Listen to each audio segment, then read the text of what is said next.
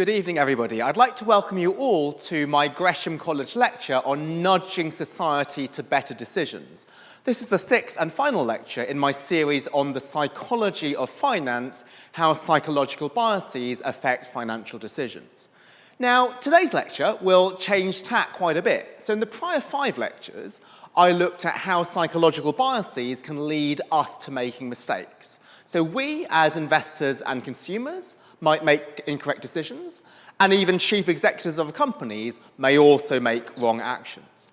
But today we're going to look at the bright side of behavioural biases, how government policy can actually harness those behavioural biases to lead to decisions that are good not just for us, but also for wider society.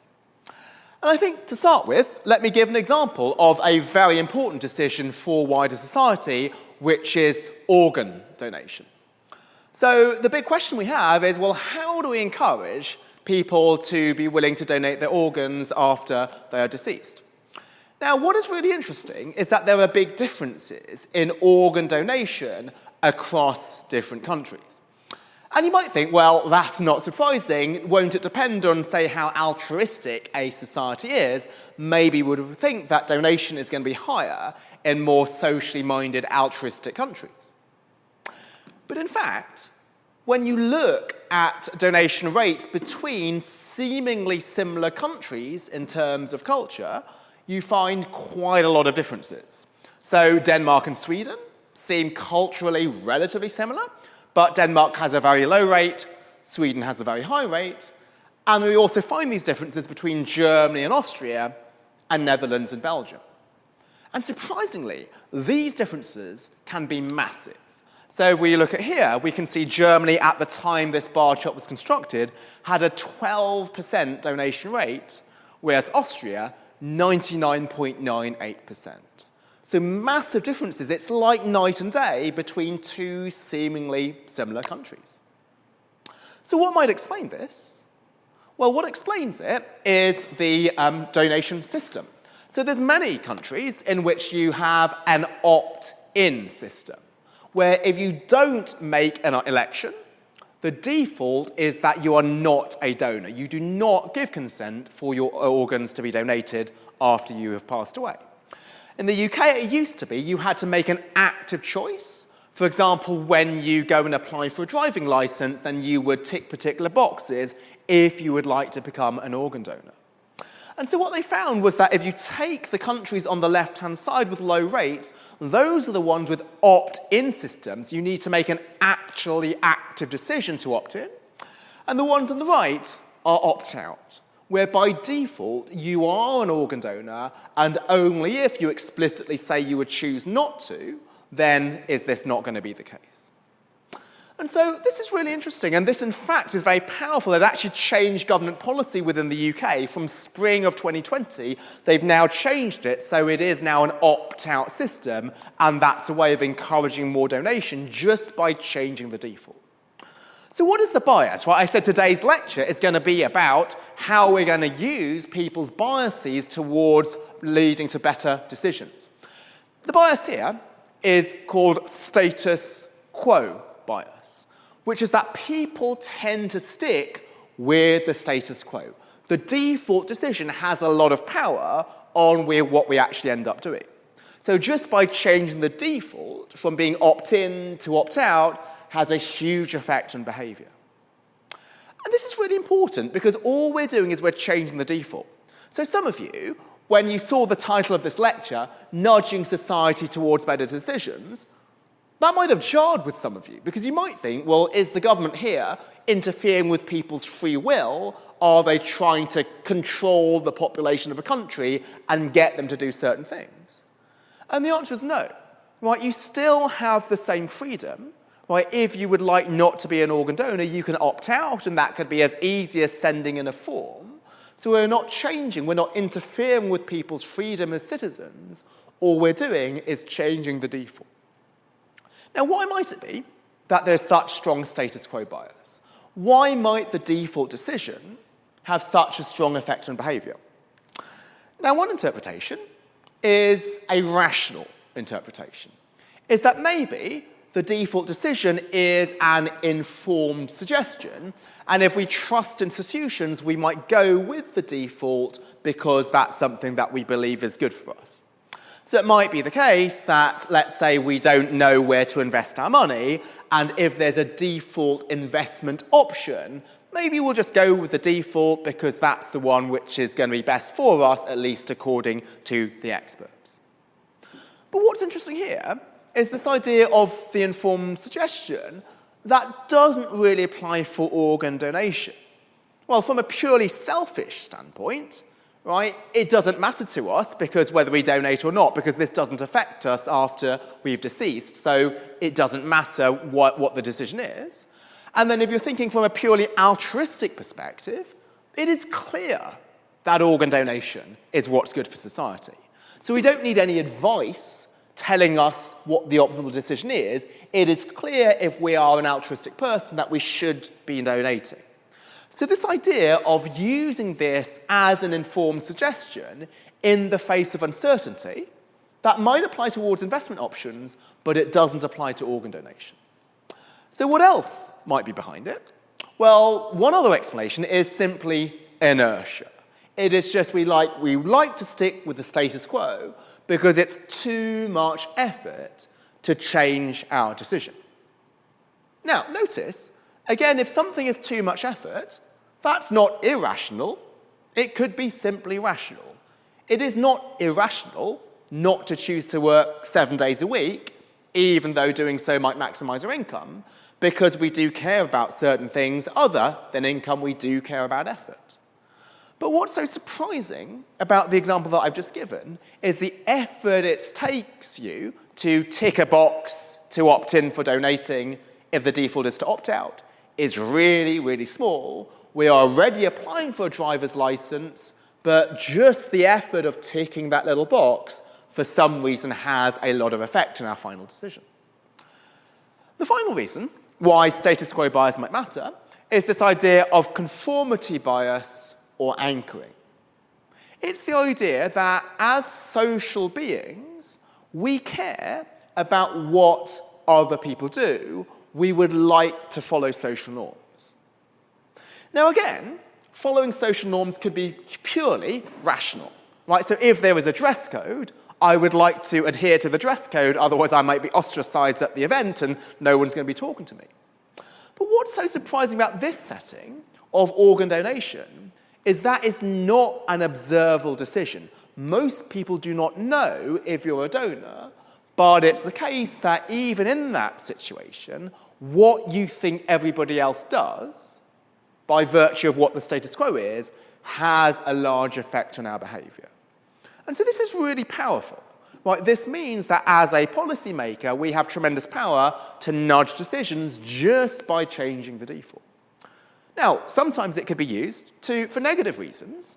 For example, in terms of tipping, if we're changing the default tip to maybe 15, 20, or 25%, it could be that just because of inertia, we're going to choose 20%, even if the tip rate is 12.5%, because we can't be bothered to click on custom tip amount. So this is something that can be misused. But what I'm going to focus on today is how we can use this for positive reasons. And to do this, let me think about another really important decision. So while indeed organ donation is good for wider society, let's think about a decision which is good for the individual concerned. And this is saving for the future.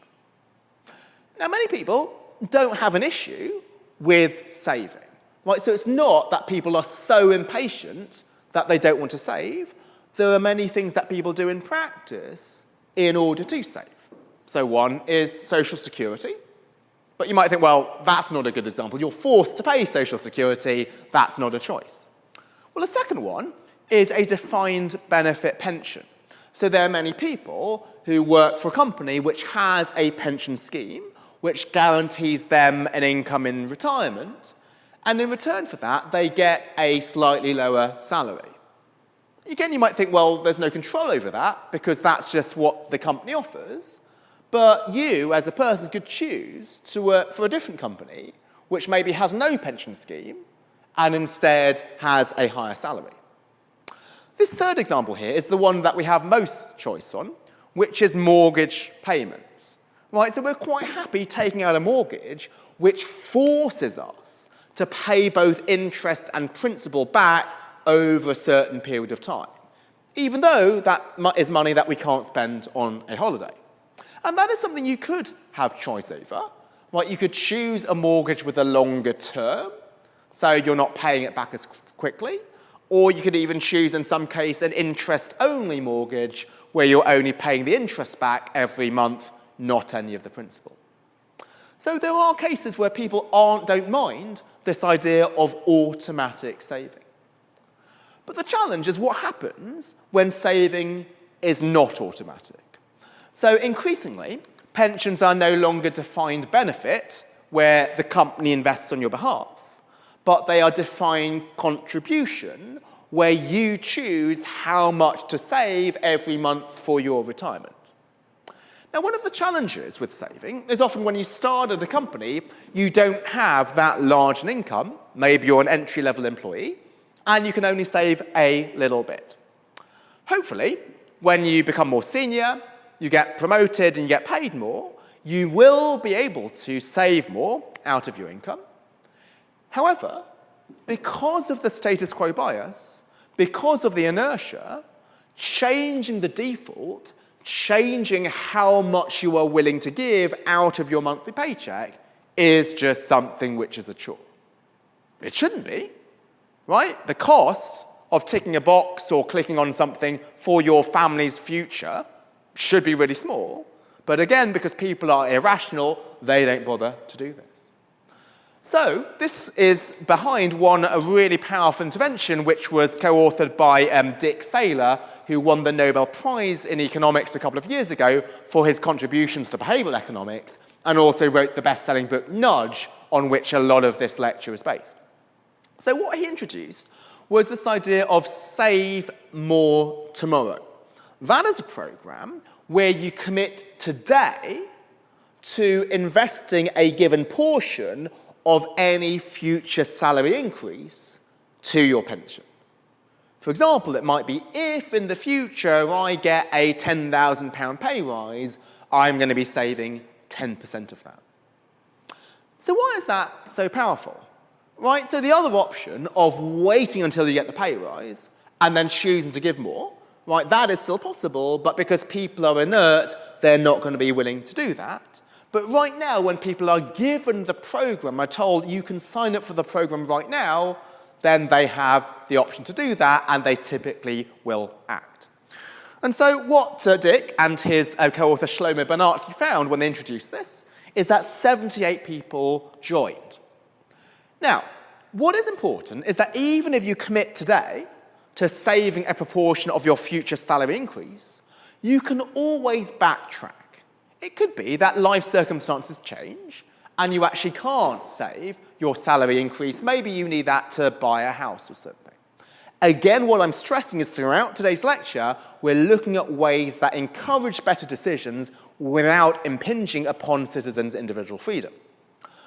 But what they found was that 80% of them who were enrolled remained enrolled through their fourth pay rise. So they had every option to quit, but 80% of them saved. And as a consequence, what did this mean in terms of their savings? The savings rate rose from 3.5% to 13.6% over 40 months. So this was a substantial quadrupling of the savings rate, had a huge effect on people's financial future.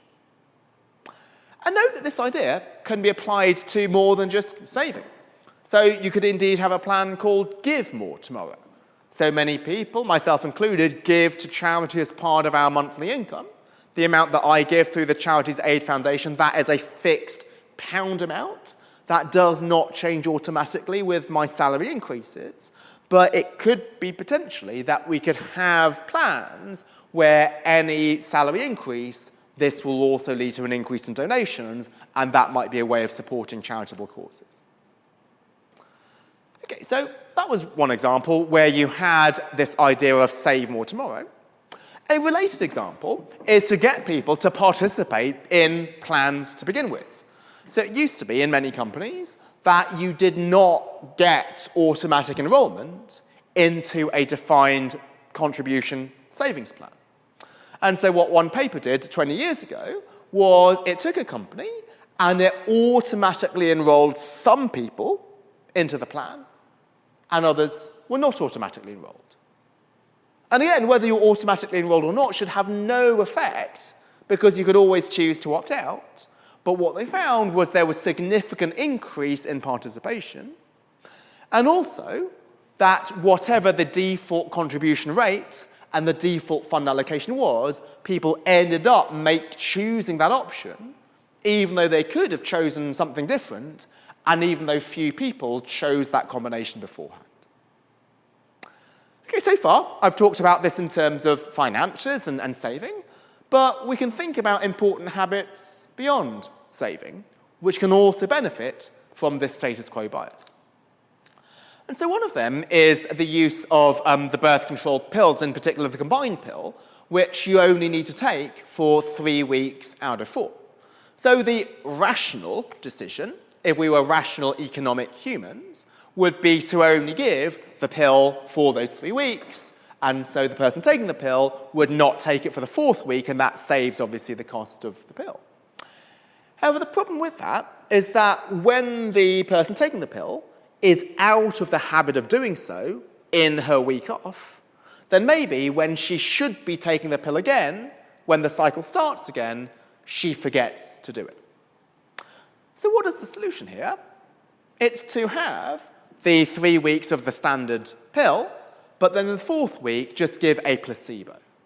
So the person taking the pill is still in the habit of taking something every day. It's just an ineffective pill, so it's not having any impact. But this maintains the status quo of taking something each day, and therefore will ensure that when the cycle starts again, then she still takes the pills. Now, a link to this is this idea of how to overcome status quo bias. So what we've looked at so far are cases in which we can change the default, we can change the status quo from not donating to donating, from not saving to saving, from not taking a pill to taking a pill. But there may be certain situations in which you cannot change the default option, because doing so is illegal. And let me give you an example, and this is thanks to Dan Ariely, a really famous behavioral economist, who I'm sure you've seen his TED Talks or read his books. And what he looked at was the choice of drugs between branded, which are really expensive, and generic, which are cheap, even though they're both functionally the same. And so what this was a situation where there were patients which had long-term illnesses, and they received branded medication every 90 days. And an online pharmacy asked people to switch to generic to change the status quo from branded to generic. But if you follow this lecture so far, right, that has no effect. If the status quo is branded, they don't want to switch. And even when you gave a financial incentive, which is to give the generics for free for a year, surprisingly fewer than 10% switched. Because the status quo was branded, people just didn't want to change from that. Now you might think, well, isn't the easy option just to change the status quo? Say, I'm going to change your medicine to generic, and then if you wrote in, then we would change it back. But unfortunately, that's illegal because in the US, you're not allowed to change the medication that patients were getting. So instead, they did something quite different, which is they said, well, you need to return a letter to keep receiving the medication. And in that letter, you could choose to tick the branded or tick the generic. And so that was very successful in getting people to choose the generic medicine. And so what was the power here is if they could not change the status quo to the desired option, the generic, because of legal reasons, well, just have no status quo at all, but you're having to fill in a piece of paper in order to keep getting the medicine, and that's something where there was no status quo, it was a fair choice between the two options.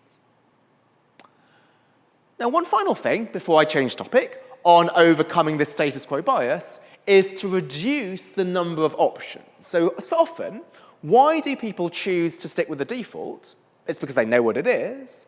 In order to move away from that default, they might face a bewildering set of choices, and it's just easiest to stick with what we have rather than evaluating all of those choices.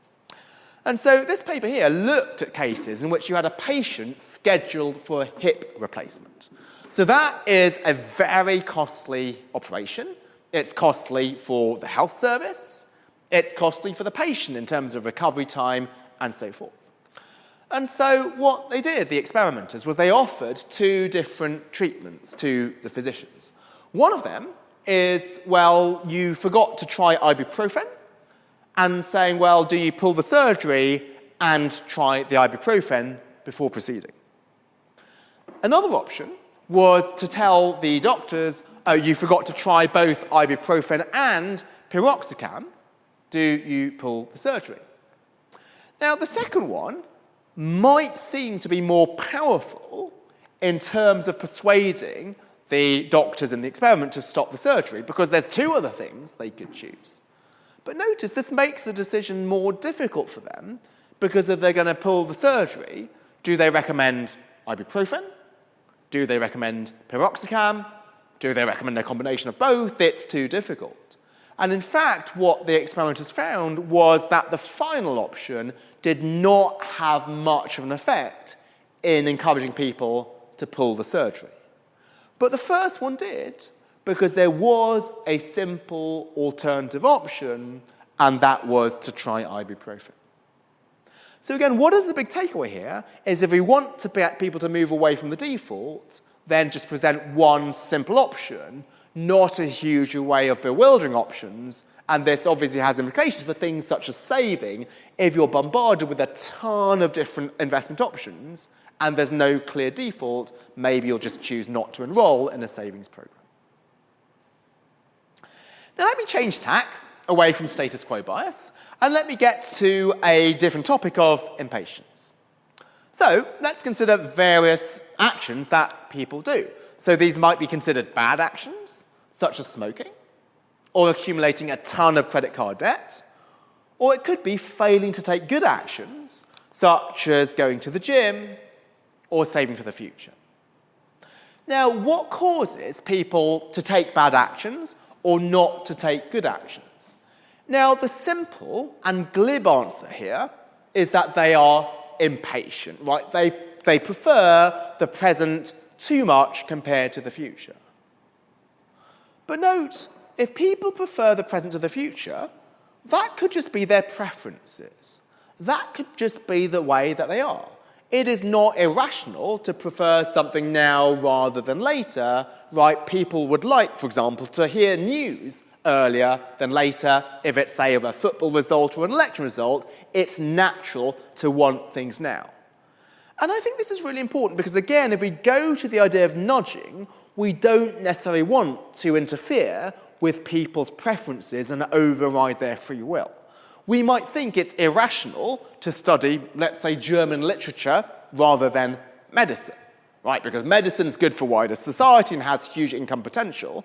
I've got nothing against German literature. I studied it myself. But you might think, well, as a government, shouldn't we force everybody to study medicine instead? But that would be really unpalatable because certain people just do prefer German literature. Who are we as a government to interfere with that free will?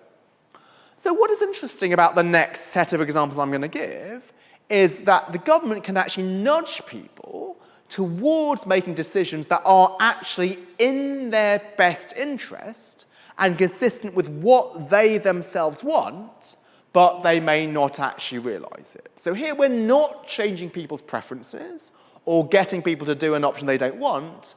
We're actually getting people to take the option that they do want, but because of a behavioral bias, they might not achieve this on their own accord.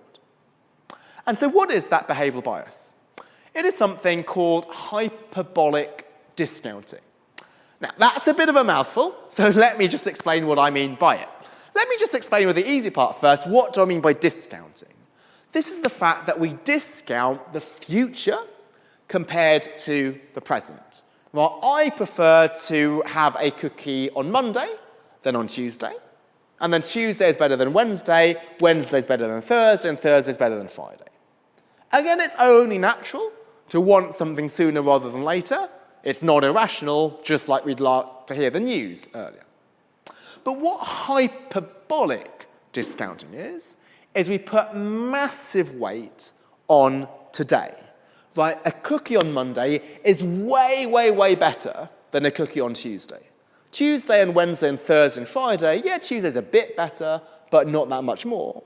But Monday, anything which is today, we have a huge amount of weight on. And so why does that matter? Let me give an example. So let's say today is Monday. I know it's not, but it's just easy for a hypothetical. So if today was Monday, and I'm given the option of a cookie on Tuesday versus 2 cookies on Friday, I would probably prefer the 2 cookies on Friday. Yes, Tuesday is a bit better than Friday, but that is outweighed by the fact I'm going to get 2 on Friday versus 1 on Tuesday. But there's nothing particularly special about Tuesday. Yes, it's sooner, but only a little bit sooner than Friday. So if I'm sitting here on Monday, I would like to commit to give up 1 cookie on Tuesday to get 2 Tuesdays and Friday. Right now, on Monday, I'm willing to make that commitment. That is good for me. But let me now fast forward to Tuesday. When I come to Tuesday, would I want to give up the cookie today to get 2 cookies on Friday?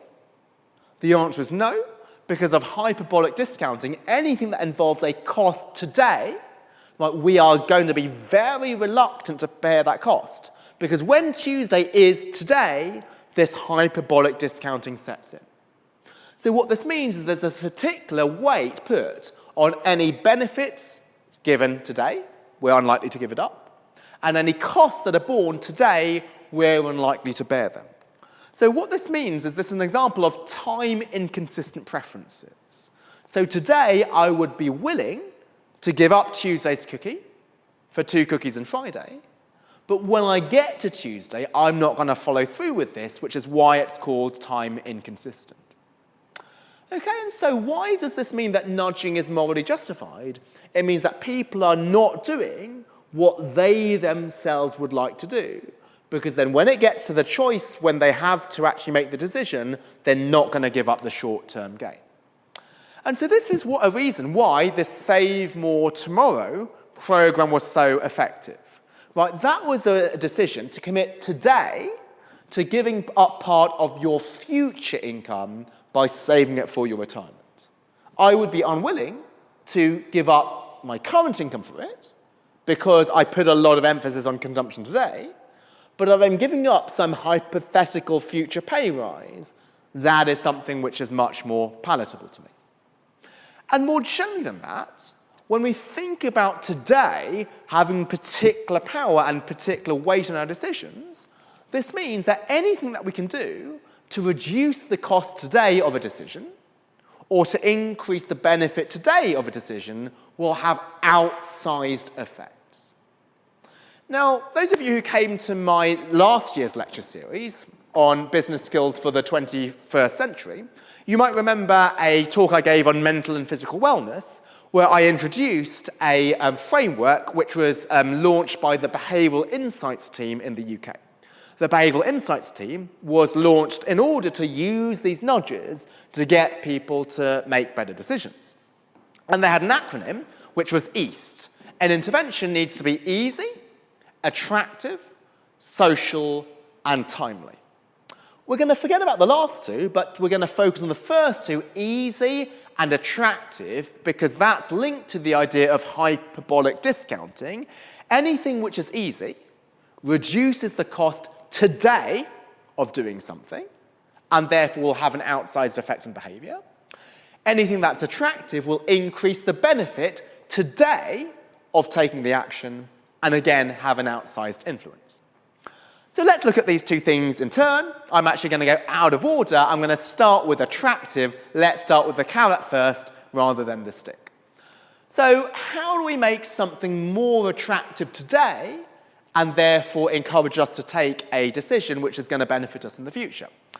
So apologies for those of you who saw that last lecture on mental and physical wellness, but let me just repeat some of the examples in case you didn't see it. So one idea of encouraging people to, say, go to the gym was to give an immediate reward for doing so. And one example of that is temptation bundling, which is to bundle an immediately desirable action with going to the gym, which otherwise might be costly and painful. And the example given in the research was listening to an audiobook. If you put the audiobook on the Hunger Games that it was in the research in your gym locker, then you can only listen to that audiobook when you go to the gym.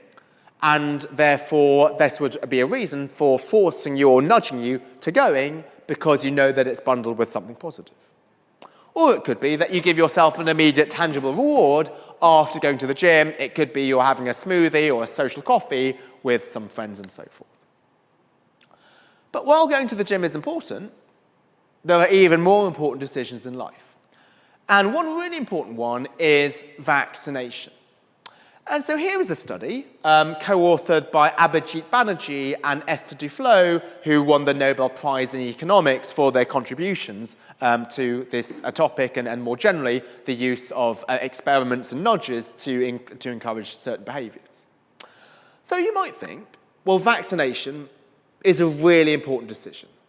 Therefore, these small nudges should not have any effect. When your child's life is at stake, you are going to get him or her vaccinated. But again, when we think about hyperbolic discounting, anything that changes the attractiveness today will have an outsized influence, even though to a rational economic human it should not. And what they looked at was rather than having a vaccination centre, which you could go to any day of the week, they thought of having an inoculation camp. So an inoculation camp was open on a specific day when a lot of mothers would hopefully take their children to this camp. And so why did that work? Well, one reason was that it was a social activity. It made it more fun to do. You knew that other mothers would be going there, and this would be something that you could do with some friends.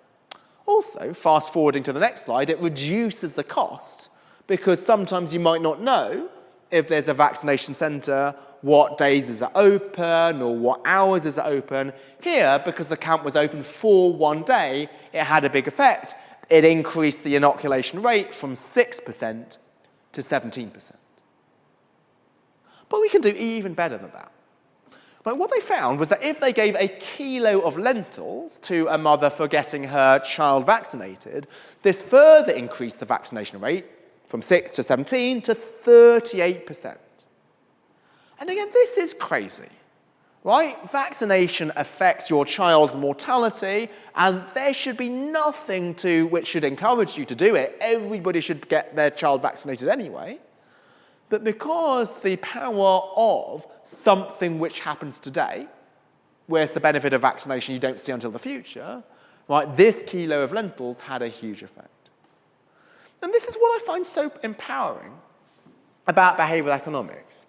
We often think that the social problems that we face, such as child mortality, are really serious, and they indeed are. But the power of understanding people's biases makes us realise that seemingly small things can have an outsized impact on something like vaccination.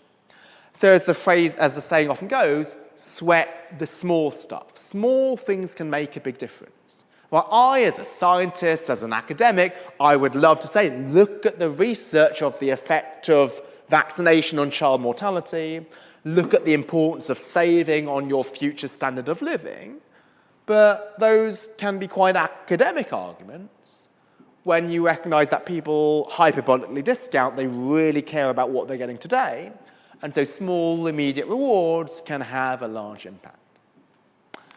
Okay, so those are examples of making something attractive, which is to increase the benefit today of doing something. Let's now look at something to make it easy, which is to decrease the cost today of an action. And so what these experimenters did was, again with vaccination, but in the US, they tried to encourage students to get a tetanus shot. And so they gave a booklet encouraging them to do that. And that booklet explained the importance of a tetanus vaccination. Again, to a college student, hopefully educated, that should be enough to encourage vaccination. But not if there's hyperbolic discounting. Right, the cost today of doing that when there's so many other things you can do as a student with your time is just not worth it. So they thought, well, let's try to play sort of, to apply the stick rather than the carrot. Let's use fear. So they looked at using vivid photos and descriptions of how painful tetanus was, but they found that that actually had no effect of getting a shot.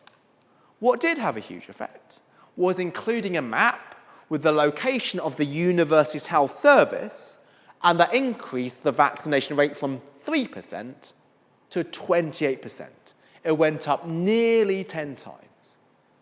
Again, this is crazy, right? It should not be that finding out where the university health service is a barrier to getting a vaccination. Most people knew it anyway because they'd lived on campus for a couple of years already.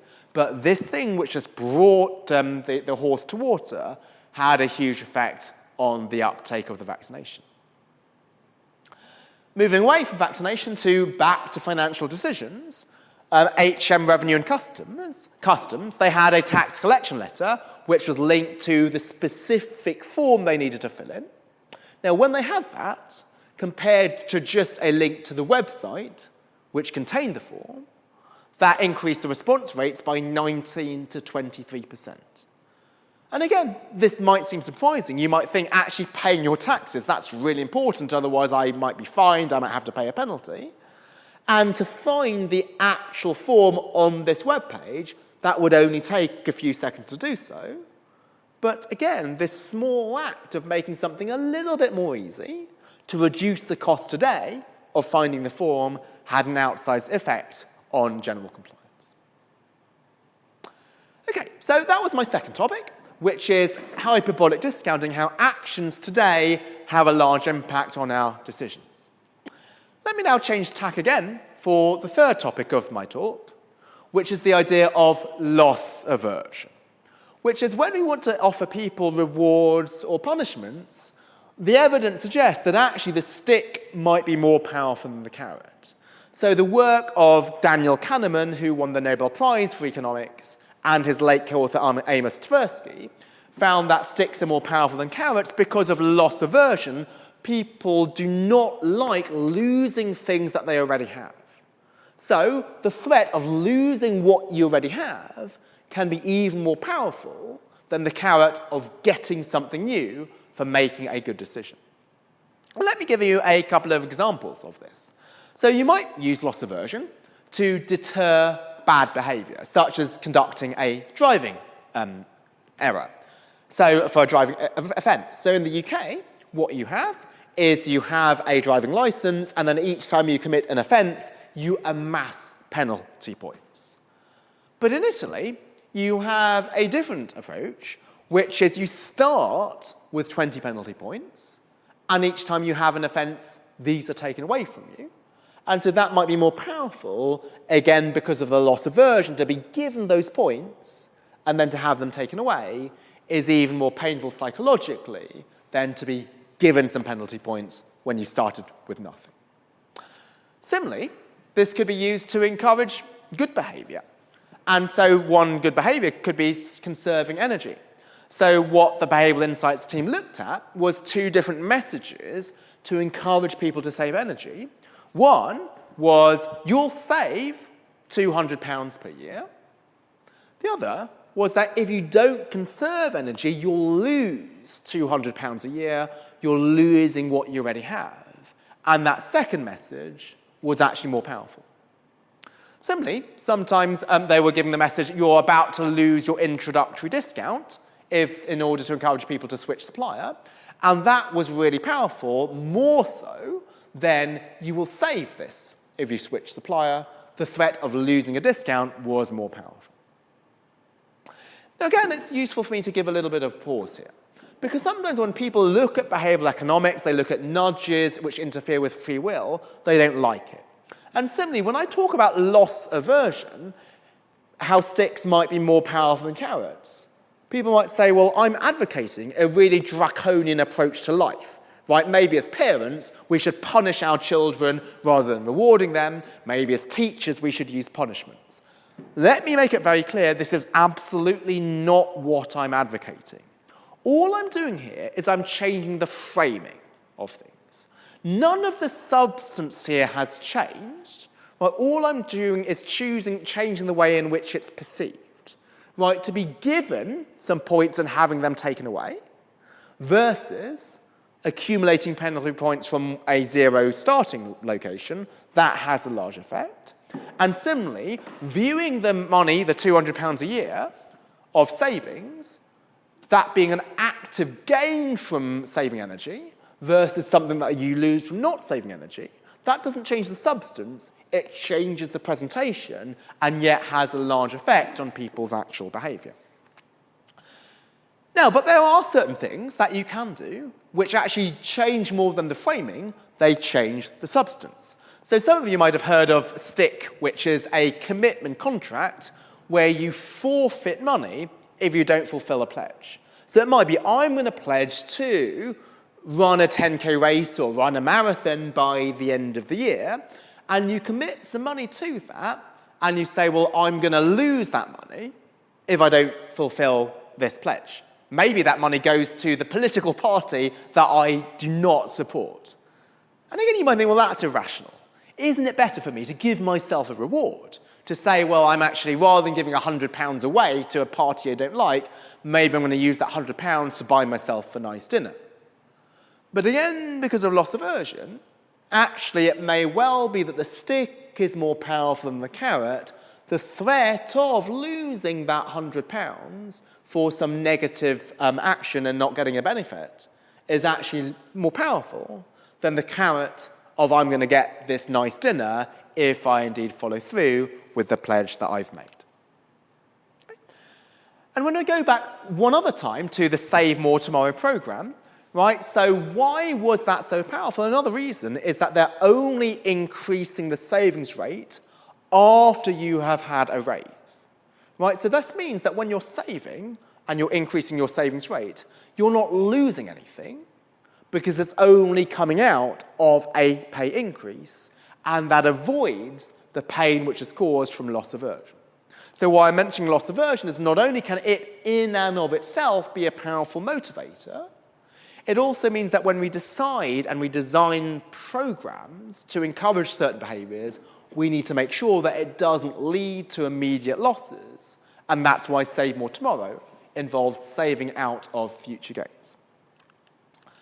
Okay, the fourth of the 5 things I'm going to talk about today before questions is the power of salience and availability bias. So if you're a computer, you can access information anywhere on the hard drive. Doesn't matter which file it is in, you'll be able to access it. But humans are not computers. Not all information is created equal, and there might be some information which is more salient, more available than others. As we know, a picture tells 1,000 words. Right, when the pandemic broke out, people were saying, do not panic buy, right, you're going to always have enough food to buy, there's always going to be product availability. But some newspapers potentially incorrectly published and irresponsibly published photos like this. And this just led to people panic buying because it didn't matter how many people reported they were able to buy their food at a store. A photo like this had a huge effect. Now let's move from an empty store to a full store. What this means is that, well, where you put a certain item in a shop has a large effect on whether it's actually bought. So if you look at crisps, if they're put at eye level, right, that will have a large effect on them being bought than if it was right at the top or right at the bottom. And indeed, this was used in order to nudge people's eating habits, just changing the location of a food item. So in a school cafeteria, another paper by Dick Thaler found that placing certain foods at eye level without changing the menu alter the consumption by 25%. So in order to give people healthier options, right, it's not just important to make them available, but make them available in a particularly salient and observable way. What about when you're not seeing the food itself, but the menu? Well, just putting things at the top or the bottom of a menu means that they are twice as likely to be eaten than the ones in the middle. Why? They're most salient. And then moving back to the idea of a financial decision, if you owe the court service a fine, you're threatened with a bailiff coming round and taking your property. Now, that threat should already be enough to get people to pay, but what they found was a text message sent 10 days prior, doubled the payments, and it was a personalised message with your name that tripled the payments. This, in fact, saved the court service £30 million a year.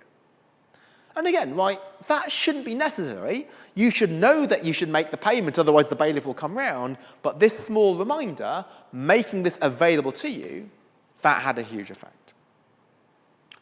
Now, let's think about a financial saving borrowing decision. Let me introduce perhaps the most controversial aspect of the financial system, which is a payday lender. So these are people who lend you money, charge you massive interest rates. Now, they're often seen as being completely evil, but another perspective is, unfortunately, there are segments of the population who do live paycheck to paycheck, and if they're not able to borrow before the next paycheck, they might not be able to feed their families. And because those people are less creditworthy, they do need to offer high interest rates in order to be able to have a sustainable business. But the question is, are these high interest rates deserved and sort of justified by the lower creditworthiness, or are these things which are just the consumers don't understand? And so what this intervention looked at was just making the true cost of a payday loan really salient. So what the experimenters looked at was on the envelope where you got your cash, if you were to show that the payday loan has an interest rate of 443% compared to a credit card of 16%, did this affect your borrowing? It did. It fell by 23%. And similarly, showing the cost of a payday lender versus the credit card, that also reduced the savings rate by the borrowing rate by 16%. So simply providing information in a very salient way has a large effect on people's financial decisions. The final topic I'm going to give is to revisit this idea of conformity bias anchoring, which is we take decisions because other people take those same decisions. For some reason, there's this innate sort of social aspect of us as humans, which means that we need to copy others. And importantly, this applies even to hidden decisions. Let me reiterate, for a visible decision, like wearing a dress code at a party, it's not surprising that we want to follow the dress code. But for many decisions that are invisible, surprisingly, knowing what other people do affects us. And so the behavioural insights team, they wanted to study, right, how can we get people to pay their tax on time? And they looked at two different interventions. One is what's called an injunctive message, which tells you what people should do. For example, there might be a message saying 9 out of 10 people in the UK think people should pay their tax on time.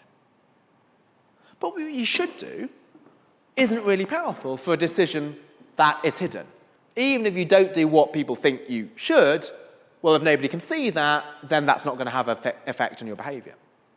Instead, what they found was particularly powerful was a descriptive message. It just describes what other people do. So a message that the great majority of people in the UK pay their tax on time, that increased the percentage that did so by 1.4 percentage points compared to a baseline of 33.6%. Then, when it was the great majority of people in your local area pay their tax on time, that further increased it by 2.2%. So when the message is even more personal, when it's sort of people like you in your local area, that has an even greater effect. Most people with a debt like yours have paid it by now. That is 3%. And the most powerful is the great majority of people in your local area with a debt like yours, pay it on time.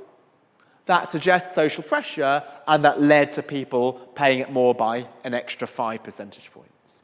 And so what this led to was £9.3 million of loan payments, or of tax payments, accelerated within 23 days, just by saying other people take that action.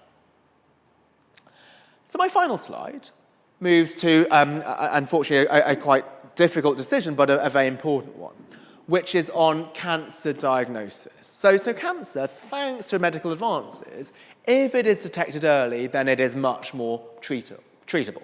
So prompt diagnosis is key, but there's a wide variation in referral rates. And so what the behavioural insights team looked at was if you wrote to a doctor and you told them what the referral rate was for other GP practices in your area, and that you were below average, this had a significant effect on your likelihood of referring patients for cancer diagnosis by 9.6%. And again, this is surprising, this is crazy. Right, doctors enter the profession because they're altruistic, because they care about patient survival. You might think, knowing what other doctors do, that should have no effect. Right, whether you refer your patient should depend on whether he or she has some particular conditions which make you suspect the likelihood of cancer. But in fact, this small nudge of saying what other people in your vicinity are doing, that had a significant effect on people referring their patients and therefore in ultimate survival. So that's all I have for today. Again, thank you very much for your attention, and I'd like to welcome Lucia forward for the questions. First one I've got here is about repetition of public messages. Can the repetition of public messages be considered an effective nudge method for public behaviour? It can do, and this again is really surprising, because if you believe in rational economic humans, once you have information, right, you already had it and you don't need to repeat it. And there's some interesting behaviour in terms of like the stock market, is that sometimes if there is news, and that news is a repetition of old news, it still has a huge effect on prices. So staying with the topic of cancer, but positively, right, there was a very famous paper which looked at the New York Times, finding that a company had found a cure for cancer, led to the stock price soaring. Not surprising, because the cure for cancer is obviously really good. But surprisingly, the same newspaper had reported this several months previously, and so just repeating that message had a large effect. So a little bit, and often, is very powerful in terms of nudging behaviour. I've got another question here about vaccination, unsurprisingly. Yeah. How effective is nudging when used to improve the take-up of vaccination programmes for individuals who are initially not inclined to take up vaccination when offered? Say, for example, texting individuals saying that we've reserved a vaccination for you rather than encouraging them to opt in. Yeah, I think all of these nudges, so anything that you can do which reduces the cost is really powerful. So if it is, we're making this appointment for you, then if that just reduces the effort of having to schedule it yourself, again, you might think this is irrational because vaccination should have a huge effect on your life, but you're just making this decision a bit more early. It's a bit more easy. Another thing which might be useful is to say, well, 95% of people in your age group, or maybe of your ethnicity or so on, has been vaccinated. And that's really powerful because people might think, well, maybe if I'm young, I don't need to get vaccinated, or maybe if I'm of a particular ethnic origin, maybe the vaccination is a bit more dangerous for me because it's not been tested on people of my background. So just knowing that other people have done that, that can lead to some positive behaviour. So I've got here somebody talking about an example of changing the framing, changing the default through changing the framing. So, for example, apparently the University of Southampton changed the pricing in their coffee shops. The coffee price remained the same. With your own cup, it's £2. With a takeaway cup, it's £2.25. So increasing that number, that cost for bringing a takeaway, without bringing your own cup, apparently has massively increased the number of people bringing their own cups. And the question is this the sort of thing that governments should mandate? I think so, and actually this is what they've done effectively with plastic bags, and I think the plastic bag tax has been really powerful, right? So you might think, okay, does 5p really make a difference? But there has been time when, like, I've gone home and got my extra plastic bag, and you think the cost of my time, even if it's 5 minutes to go up the 5 flights of stairs, that's not worth 5p. But what this shows is that really small things can have a large effect. So small nudges like a 5p plastic bag tax, something like a sugar tax, they have large behaviours. And the University of Southampton, I didn't know that they did it, but that's really positive. Certainly Pret-a-Manger also has that in terms of bringing a reusable mug. Also, just like the birth control pill exercise, so what that had was the idea that even if you are on your off week, you should still take something. What Pret-a-Manger has done is that while you cannot actually you give your own mug because of COVID, they have to give the cups to you, even right now, and you bring your own mug, you're still getting, I think it's the 20p discount. So then you stay in the habit of bringing your own mug, and so then when we go back to normal and they're allowed to take customers' mugs, then they will be in the habit of doing that. So I think that was something really positive that they did for wider society. I've got a question here about using biases for marketing purposes. Could you use these biases to sell a product, for example? Yeah, you can, and this is why people like Instagram influencers are really powerful, and you can get an Instagram influencer and you have the algorithm to make sure that they are similar to you in terms of demographic or age and so on. So these can be used for negative, well, potentially negative reasons also, is that if you frame something in a particular way, if, say, a lot of people like you are doing that, then indeed I think this is how some people unfortunately get into habits like smoking. People say, well, everybody else in your age group is doing it, and those can work in negative ways. But what I'd like to highlight is that they can also be used for good as well. Someone's asking here about your tax payment point. And they're saying if the baseline number for on-time tax payments was 33.6%, was the great majority message a lie? If so, what's the implication? Oh, so this might be the great majority in your area, or it might be within 23 days. So I have to go back to the actual messaging of it. But it might be that they don't pay on time, but they were told that you're paying within 23 days of the actual of the window. But the behavioural insights team, when they do this, right, they do have to conform to ethical standards. So whenever you do anything which involves human experimentation, there are these ethics bodies, certainly at a university, that you need to go through in order to make sure that you're not misleading people. I've got another question here about other things that affect decision making. The questioner asks you, or says, you did not mention how often religious convictions affect decision-making at a personal, political level, for example, with organ donation, etc., and that political leaders must take into account the alienation of very large blocks of voters when considering these issues and priorities. Do you agree? Yeah, so certainly people's religious convictions will drive their behaviour. Why I did stay away from that, and you're right to point out that I did, was I think that's something difficult to change. So if somebody has a particular religion, I don't think it's for the government to tell you that your beliefs are wrong. So what I've tried to do here is to try to see, well, what can the government do to encourage certain behaviours without impinging upon people's free will? So these are things that just change the default, and without impinging upon people's beliefs, because I think those are the things that the government should rightly stay away from. What do you think about the recent announcement that your medical records will be shared unless you opt out? Is that a good example of using nudge psychology or a sort of misuse of it? Yeah, so I think this, I might have to do a little bit more research as to what is this involves before replying more sort of with more greater conviction. But on the fly, if this is indeed something which is still gives you an opt-out, I don't think this has there's too much wrong with that. So presumably they want it to be shared with other medical authorities so that if you need to be given a certain treatment, they have the information to do that. If there was an easy opt-out and there's a very clear public campaign that this is happening so that people don't sort of accidentally opt in without knowing that this is changing, then that's something which I think is positive. I think the concern is that when the default is changed and people don't know about this, so I understand with Facebook and some other social media platforms, they suddenly change the default for visibility and so on without telling people, and then I don't think that is fair, because even if they were to claim, oh yeah, you had the opt-out, if people didn't know that the default had changed, then they weren't able to take action. I've got a final question here, which I don't think you touched on, so I'm not sure whether you're wanting to cover this, but how important is the language in which things are framed?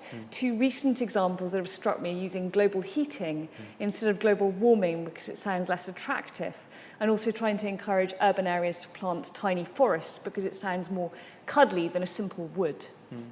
I think language is very important, and this is another sort of behavioural aspect, is how you frame something makes large effects. So I don't know so much those specific examples, but within organisations, which I do study, like calling your employees colleagues or partners rather than employees, that has a huge effect because that makes you feel like a partner in the organisation. An employee is something that is somebody to whom something is done. You are employed rather than a partner in the organisation. So I think using the language is really important. Final question to you. This is your third year as a Gresham professor. Are you coming back next year? Oh, thanks for asking. So normally Gresham professors are appointed for a 3-year term, but I'm really grateful to Gresham College for giving me the opportunity to extend it for a 4th year, and I'm really excited to say I am staying for a 4th and final year. So that lecture series is going to be called The Principles of Finance. So this is to provide basic financial skills such as how to save, how to borrow, how to invest, how to decide whether or not to take an investment, how to start a business, and how to finance a business, and make that accessible to a general audience. So at the moment, in order to learn something like that, you need to go to business school, which might cost $100,000 over a 2-year period and take up a lot of time. And not everybody has this money or this time, and these are decisions which affect people's long-term financial future. So in the spirit of Gresham College's mission to make education accessible, I'm really delighted to have this lecture series on the basics, the essentials, the principles of finance. So I look forward to seeing some of you at that next year. Hopefully that will be in person. But I think this is my time to sign off for this lecture series. Just want to say a huge thank you to everybody for the support of this lecture and all these lecture series, and not just for me, but also my colleagues at Gresham. I know that watching a lecture online isn't the same as watching it in person, so thank you to all to your loyalty in this period, and hopefully we'll get to see you soon in person next academic year. Thank you so much, Professor Edmans. We hope you all enjoyed the lecture, and we'll be sending you a link to the video and transcript in a couple of days' time.